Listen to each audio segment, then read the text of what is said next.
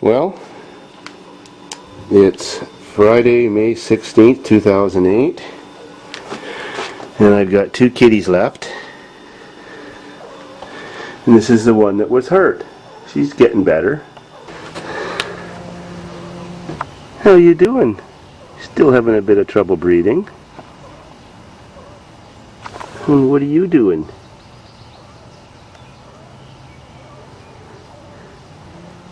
You could go check out your baby?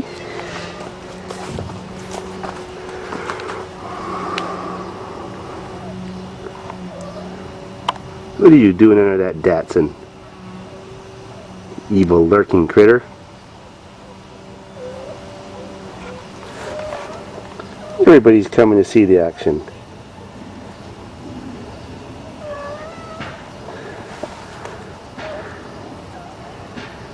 I sure hope someone can adopt my babies. This little guy still needs lots of attention. I mean, little girl.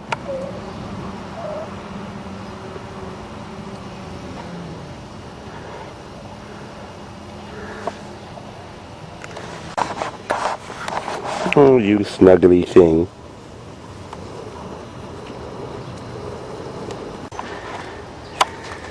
You're feeling pretty good today, aren't you? Here's your sister.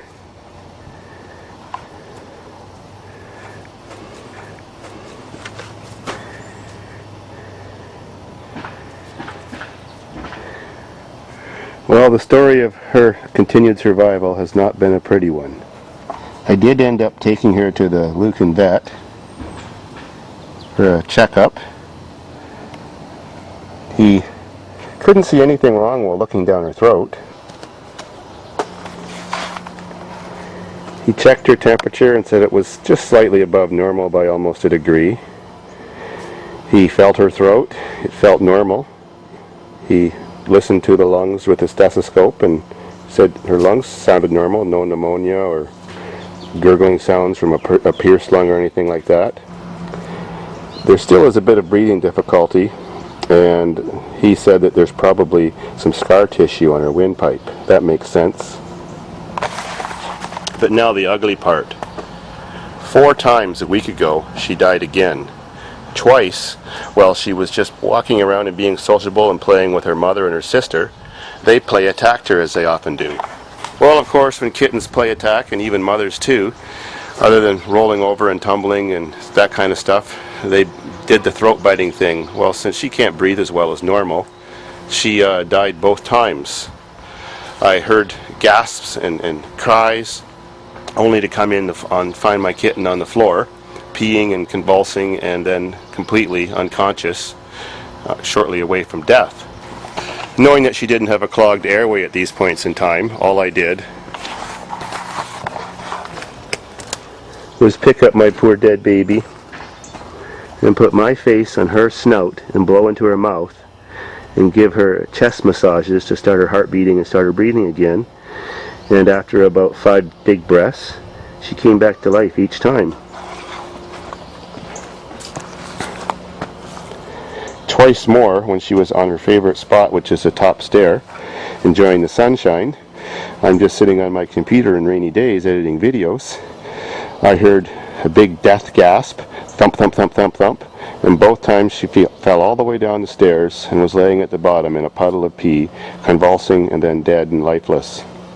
I think the other times when she died, it has to do with she has a little bit of mucus in her lungs, and when she comes to cough it up, sometimes it gets stuck in her airway and chokes her to death, and it kills her. See, there's the mother doing the death bite again, practicing.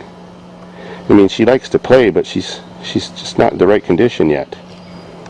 So, luckily I was home both those times and close by. She never was dead for more than a minute, and I blew into her mouth again, brought her back to life, and she was fine. The vet couldn't actually technically see anything wrong, so luckily I was always around at the right time, and I have a cat now with only, what's that, 3 lives left because she's lost 6 of them now. Not as big anymore as her sibling. She's probably maybe 30% smaller now because the last 3 weeks she hasn't been eating well, but she eats every day. She hasn't been drinking on her own, but I give her some milk with sugar in it in a syringe, warmed up 3 or 4 times a day.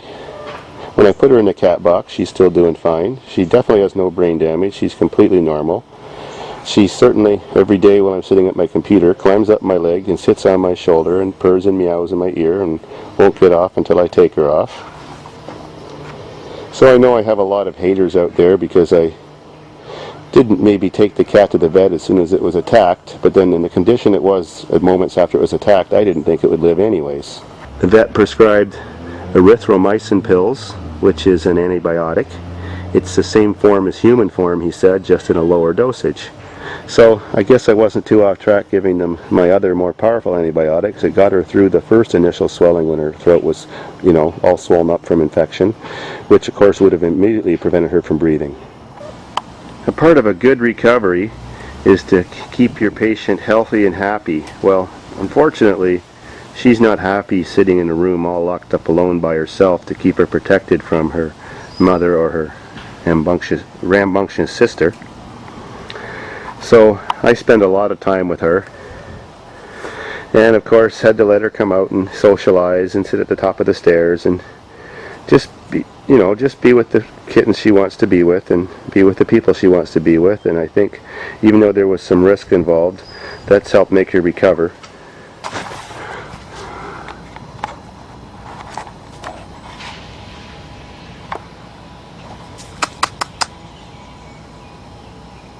Maybe so. And I'm enjoying myself outside fixing lawnmowers and the sort. Lots of stuff to work on. So I thought I'd bring my kitties out so I can supervise them while I'm out here trying to make a buck. May 2 for a weekend, that stands for 24. But that's how much you get in a box of beer.